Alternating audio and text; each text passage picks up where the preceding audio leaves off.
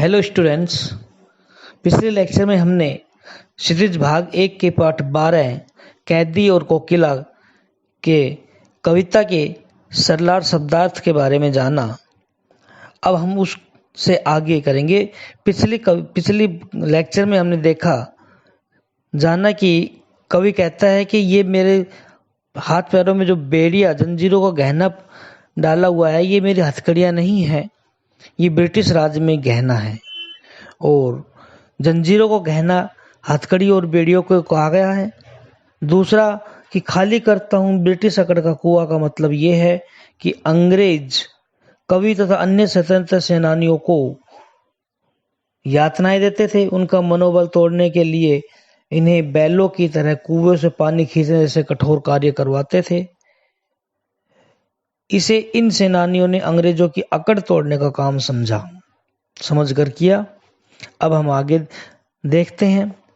काली तू रजनी भी काली, शासन की करनी भी काली, काली लहर कल्पना काली, मेरी काल कोठरी काली, टोपी काली कमली काली, मेरी लोह श्रृंखला काली, पहरे की हुंकृत व्याली, तिस पर है गाली ए आली, इस काले संकट सागर पर मरने को मदमाती कोकिल बोलो तो, क्यों अपने चमकीले गीतों को क्यों कर हो तैराती कोकिल बोलो तो। काली तू फिर से देखेंगे।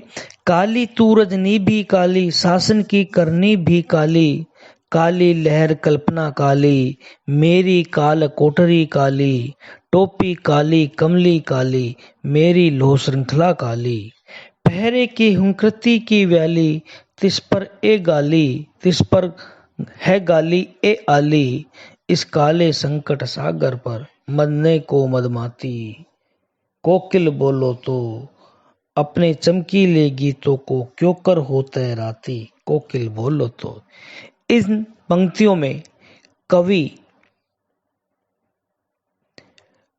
जो है अपनी तुलना करता है, शासन की तुलना करता है, अंग्रेजी शासन की तुलना करता है। कहता है काली तू रजनी भी काली, हे कोकिल हे कोयल तेरा रंग भी काला है, तू भी काली है, और ये रात भी कालिमापूर्ण है, अंधेरी रात है, काली रात है। काली लहर कल्पना काली, मेरी काल कोठरी काली।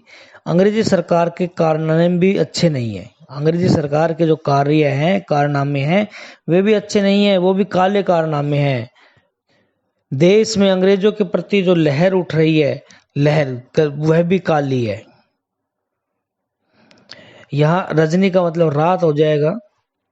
शासन अंग्रेजों का शासन, करने का मतलब करतूते कारनामे, काल कोठरी अपराधियों को रखने के लिए बनी अंधकारपूर्ण यानी अंधेरे से भरी हुई अंधेरे वाली कोठरी, जहां अंधेरा ही अंधेरा फैला होता है। लोह श्रृंखला, लोहे की श्रृंखला, लोहे की बेड़ियां। हुंकृति हुंकार, ब्याली, ब्याली का मतलब होगा सर्पणी नागिन, तिस पर उस पर, संकट सागर दुखों का सागर, संकट सागर यानी रूपक अलंकार है, दुख रूपी सागर। मदमाती मस्त, मदमस्त, मदमत। तो कवि यहाँ कह रहा है, कोयल से कह रहा है कि काली तू रजनी भी काली, हे कोयल तू भी काली है, तेरा रंग भी काला है, और ये रात भी काली है। तू भी काली है, तेरा रंग भी काला है, और ये रात भी काली है। शासन की करनी भी काली, और ये अंग्रेजी शासन की करनी यानी कि कारनामे, करतूते, कार्य काले ये भी कारनामे भी काले हैं, अच्छे नहीं है। यानी कि ये कारनामे जो हैं वो अत्याचारपूर्ण है। काली लहर कल्पना काली, मेरी काल कोठरी काली। काली लहर कल्पना काली, जो अंग्रेजों के प्रति जो देशवासियों में, देश के लोगों में अंग्रेजों के प्रति जो भावना उठ रही है वह भी काली है। यानी कि वो भी जो है गलत भावना है, और वो देशवासी, सारे देशवासी अंग्रेजों को अपने देश से भगाना चाहते हैं। मेरी काल कोठरी भी काली, मेरी जो है कोठरी भी है वो भी काली है, यानी कि अंधकारपूर्ण कोठरी में मुझे रखा गया है। टोपी काली कमली काली, मेरी जो उसकी कवि की टोपी है वह भी काली है और कंबल भी काला ही है। मेरी लोह श्रृंखला काली, और ये लोहे की जो श्रृंखला है यानी कि बेड़ियां हैं, लोहे की जो चैन है, लोहे की जो बेड़ियां हैं वह भी काली है। पहरे की हुंकृती की ब्याली, और ही कोयल पहरेदारों की ऊंची आवाजें सरपनी के समान काली हैं, नागिन के समान काली। वो ऊंची आवाज में इतने बोलते हैं तो ऐसा लगता है जैसे नागिन फुफकार रही हो, नागिन फन उठा करके डरा रही हो इतने। उसके बाद क्या कहता है कि तिस पर गाली है आली, इतने ये अंग्रेज हैं जो इतने अत्याचारों से ही पूर्ण नहीं होते हैं, बल्कि इस अन्यायपूर्ण व्यवहार के बाद भी वे कैदियों को गाली भी देते हैं।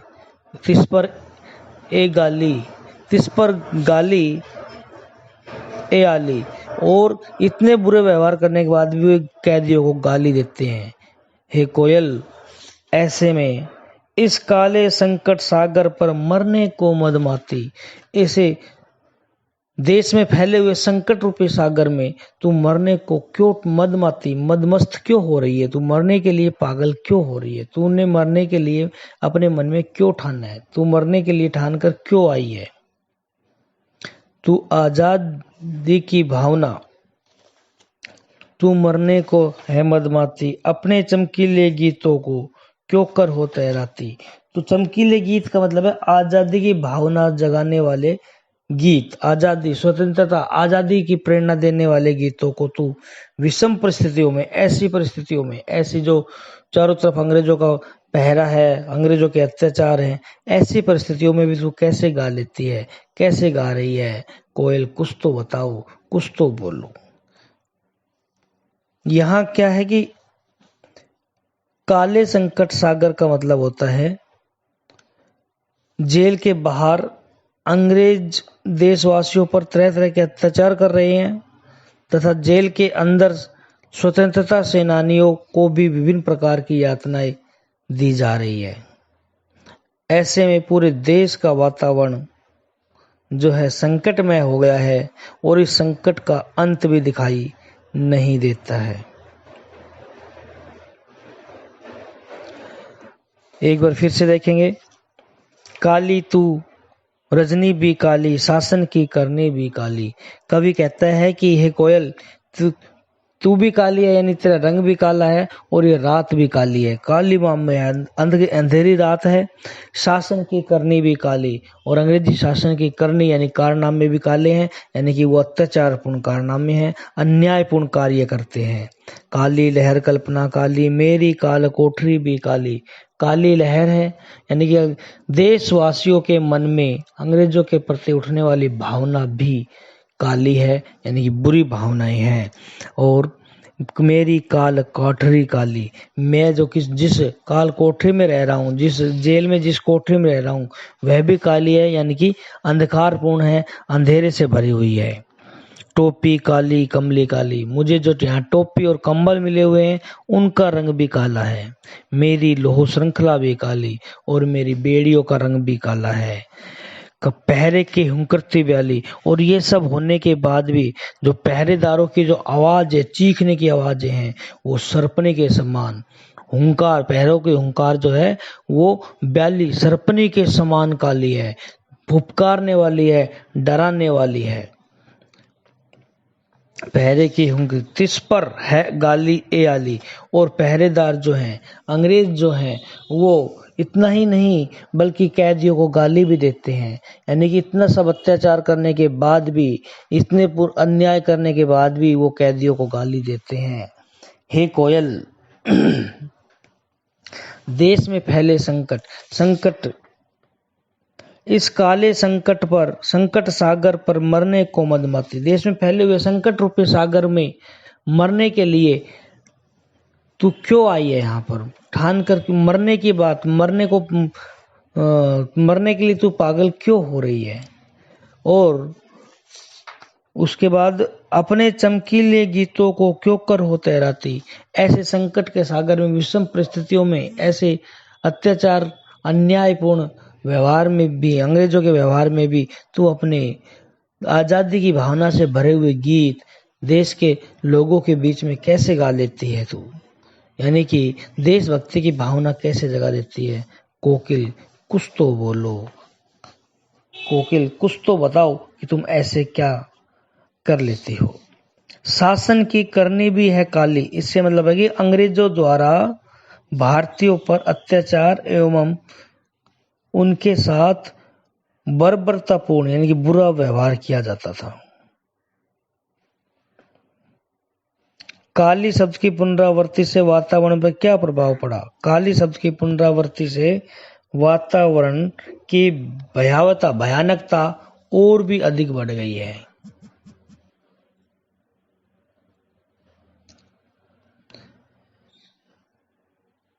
कोयल के गीतों को चमकीले गीत क्यों कहा गया है? कोयल के गीतों को चमकीले गीत इसलिए कहा गया है क्योंकि ये गीत एक और स्वाधीनता सेनानियों में उत्साह का संचार कर रहे हैं, तो दूसरी ओर भारतीयों में देश प्रेम और देशभक्ति की भावना को मजबूत कर रहे हैं। काव्यगत विशेषताएं देखें तो वही आधुनिक काल की कविता, खड़ी बोली का प्रयोग, तत्सम तद्भव शब्दावली की प्रधानता, छंद मुक्त रचना, मेरी काल कोठरी काली, इसमें अनुप्रास अलंकार, और काले संकट सागर पर, इसमें रूपक अलंकार। काले संकट सागर पर रूपक अलंकार, ये काव्यगत विशेषताएं हैं। और प्रश्न की बात करें तो इसमें काली तू डॉट डॉट हे आली, इन पंक्तियों में काली शब्द की आवृत्ति से उत्पन्न चमत्कार का विवेचन कीजिए। काली तू हे आली, इन पंक्तियों में काली शब्द की आवृत्ति से उत्पन्न चमत्कार का विवेचन कीजिए।